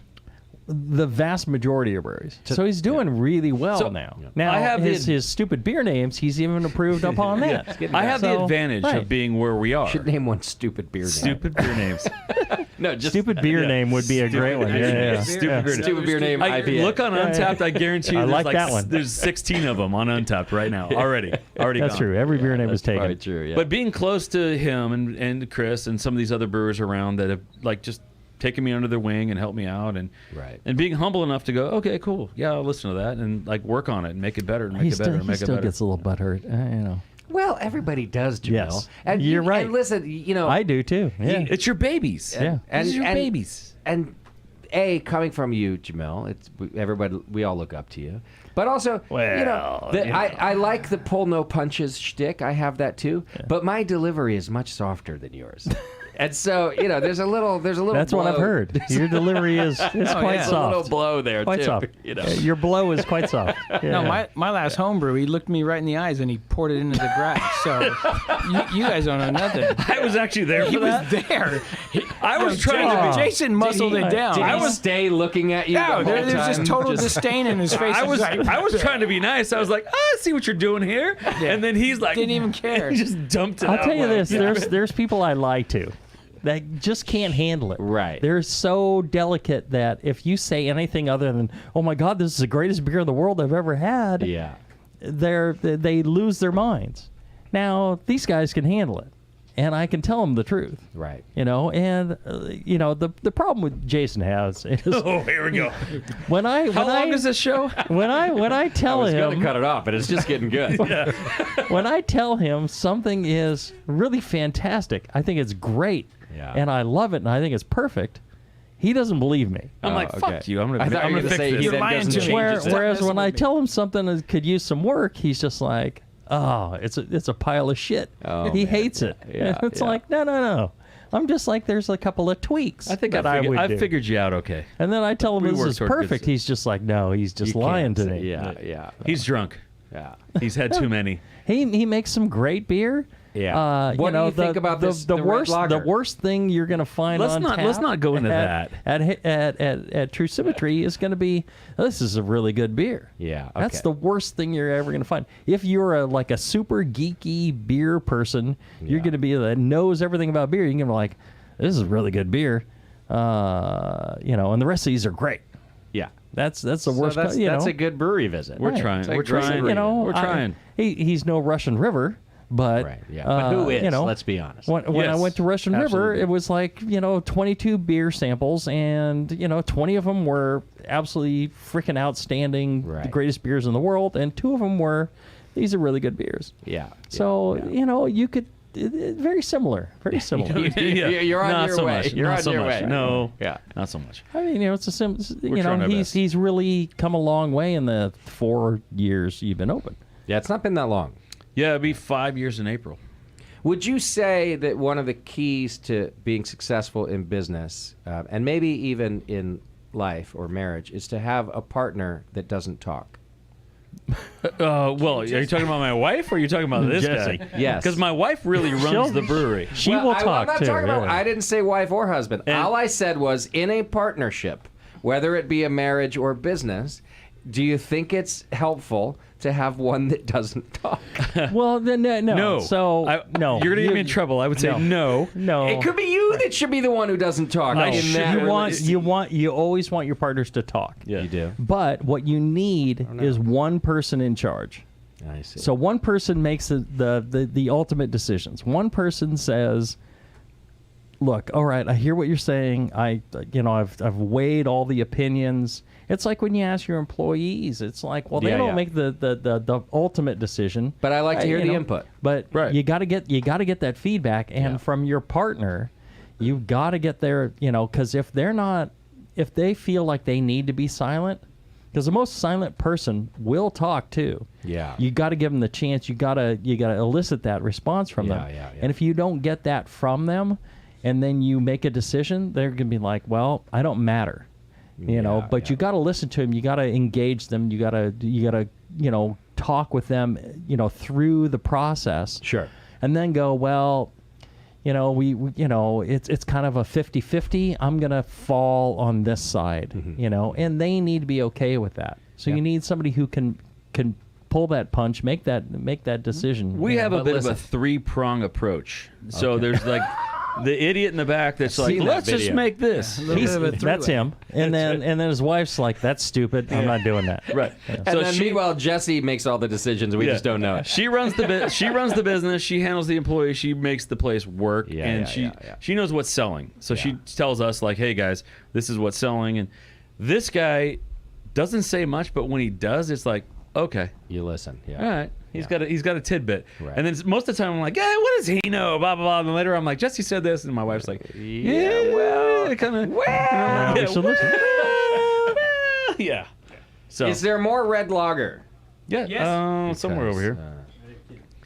So yeah, it's a good combination. Like I said, I have no business running a business. Okay. That would be That's terrible. true. It would be terrible. It would be terrible. Absolutely terrible. Well, that wasn't your life. You were a cop. You were a peace officer. Right. Thank you, Matt. But between Jesse and my wife, who Not a bad thing. like it's a good combination, and they rein me in. That's a It's good like small business. I just had a crazy idea. Was it yesterday that I dropped on you? 2 days ago, and I was like, "What about this?" And then he was like, "Nope, nope, nope." I go knows how home to say no. I go home and I go to my wife. I'm like, "Hey, I had this idea," and I told Jessie, and she's like, "Nope, Nope. nope." And I'm like, "Okay," but it There you go. sounds Then so it's working. It sounds so cool. What was the idea? Everyone needs to hear it because so they can learn from your how do I put it? Stupidity. I think it's a good I idea. was gonna say mistakes. So we have this killer tap Stupidity, room. yeah. Our tap room is huge, right? We have plenty of space. We do live music every Friday, and that's where we pack it in. That's where we make money. Okay. So my thing is, let's get a little PA system and a little stage. I could bring in bigger bands for more money, and we do True Symmetry after dark, and do like a event, like a late night. like a late night, like from like 8 o'clock to midnight or whatever. Well, wait. What is it normally on Friday? We close on about usually when the bands are done about 10:30. Okay, so 6 roughly to 10. 10:30. Yeah. Okay. So push it a little later, and then bring people in. and do a cover charge or a minimum drink thing and all this, and they were both like, yeah, nope, not having it, because we have to do this. I'm like, I don't care. We can make this happen. Nope. And Nope. All right. So when I opened, If you had cocktails, so everyone's looking at me like you were I'm a bar, stupid. I'm stupid right now. if you were a music bar, But we're working on the base Yeah. for like. then yes. and then you're in Sassoon. That's It is Sassoon. Have you been to Sassoon's Sassoon? wonderful. and you got to but, drive know. far to get out of there. And Yeah. by the way, I relate to you more than even Jamil, because Jamil's smarter than I am too. Okay. These is are that the wait, is All that you a dumb people compliment? Not really, relate. but Yeah. I'm I'll just take saying, it. Bring it on. So I had those ideas with this place too when we Right. opened, and I had to be taught, for example, that nothing good happens after midnight. Right. So being a Concord person, I was like, look, everything closes at 12, and You're I think in that's. Concord? I was like, what if we're the place? This is 8 years It's ago. open right? till 2. I'm like, right. you know, I was Yeah. like, we could really, and I kind of wouldn't take no for an answer. It's my fucking place, right? Right. And my GM said, all right, I'll tell you what, let's give it a shot for one weekend, and as long as you're going to be objective about the results, we'll bring in staff to do it for one weekend. Man, was I wrong. Okay. And for a lot of reasons. It's not just, when you say nothing good happens after midnight, everyone thinks, oh, fights and that. Okay, well, that's one thing. But the other thing is, people stop purchasing anything. Yeah. They're fucking hammered at midnight. They're nursing a drink for an hour and a half. It's a waste of time. Arguing with their friends about politics and the world. And so not only does nothing good happen from a physical standpoint, there's no revenue that coming into that till either. Yep. And so he's like, so after the weekend, I'm going to show you the numbers. He also wanted me to be around to see the behavior. Yeah. And I was like, oh yeah, you guys are right. you got to go. So you're saying there's a chance? yeah. But anyway, I'm an ideas guy too. I'm like, come on, this is good. Well, But, and that's what you need. You need ideas. Yeah. And then you need also just like, reality checks and people do. who will look through the numbers and people, Yeah. But you need the idea guy. I think you're right. And I do like the throw it at the wall. By the way, ideas too. To me, I know it's dumb to say there are no dumb ideas, but there are no dumb ideas until Right. you evaluate them. Right, exactly. And I've always And really that still tried to doesn't make 'em foster dumb. that environment. Foster. Yeah. And so I've had to actually train some of my management a little bit. Like, hey, no naysaying until we're done, and then when the ideas are out there, you can pick it apart like there's no end. It's called a debrief. But for when police work. someone's delivering you their idea, Right. just don't naysay, don't pick that. Just shut up, and even in some ways go, oh, all right, I hear you. Right. And then later there's a time to decide if these like, ideas well, work, look at the if they logistics. fit, if they exactly. But there's a time for creativity. Getting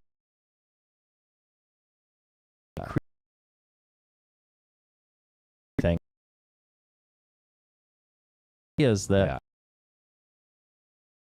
myself, but Right. Other times I bring up to Liz first, and she's like, "No." I'm Yeah. like, "All right, so that one's done." She's a Yeah, saint. yeah. And then there's other times that these ideas, as weird as they seemed, really worked out. or evolve into something Yeah. that works Right, out. it's a starting Exactly. point Yeah. for something that could Yeah. happen. So, Yeah. well, being bottled up. I was a radio disc jockey and then got into police work for 27 years, and so there's not a lot of creativity involved in that, right? Right, yeah. It's the facts. If there was, you were getting in trouble. That's right. It's a bad thing. I wouldn't have made it 27 years. Right, yeah. And so, like, getting out of that, going back into brewing, not from a homebrew standpoint, but now I own my own business. I can make whatever I want. Yeah. So No, we you can can't. do what, yeah. You make whatever you want. It's going to be. You just can't. You just Right. can't Yeah. sell whatever you Right, want. exactly. So At least you have to can't have, name it whatever you want. You have to because have that team we behind you to assessed say, that's a problem. hold on, dude. Yeah. No. How about no? Yeah. We're not going to do that. So I now recognize that sometimes I have to just pump the brakes a little bit. Right. And Or say- throw the ideas out there, and Right, you see what got to happens. pump the brakes on the execution, maybe. So in my mind, I'm like, I planted a seed like this. So I planted the seed. What's yeah, going to you did. happen in a couple years? Easy. Right. What's going to happen in a couple years or in a year? Maybe we'll get there. But Never know This why is- Jesse's this so is- quiet. that's right. That's why Jesse never speaks. no more seeds. This is the guy that got gave that me, seed gave me planted, mon- yeah. invested in this. So it's a rough go. He still can't get over his stupidity and wasting his money on this. Costa Rica now. All right, gentlemen, I'm going to wrap it up here. And I'm going to tell you why. For one, we're way past my new limit, which is 90 minutes.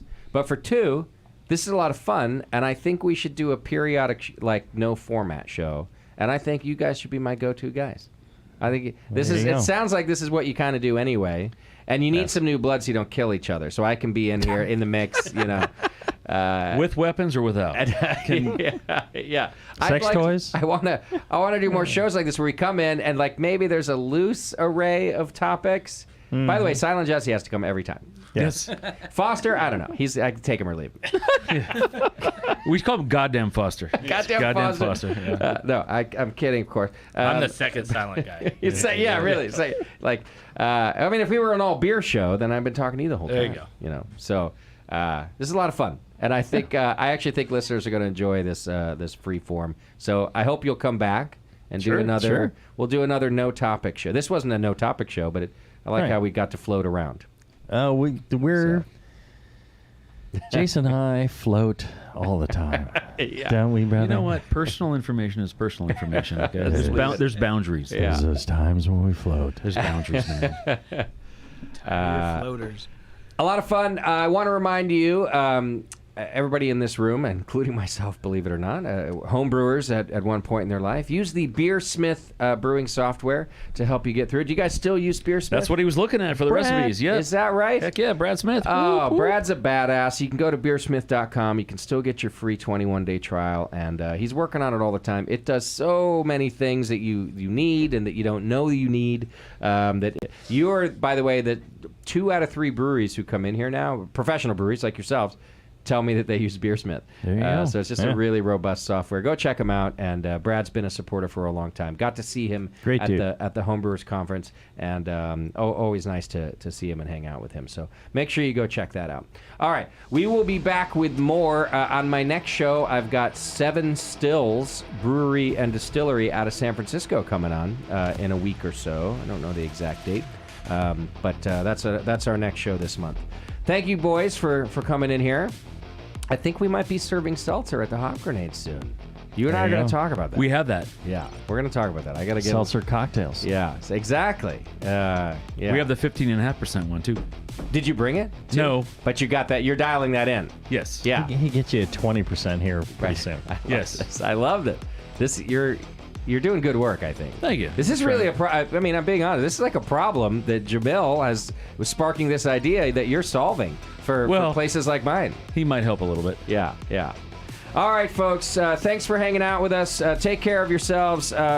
Be sure to visit our sponsors, and we'll see you next time. Take care of yourself and your beer.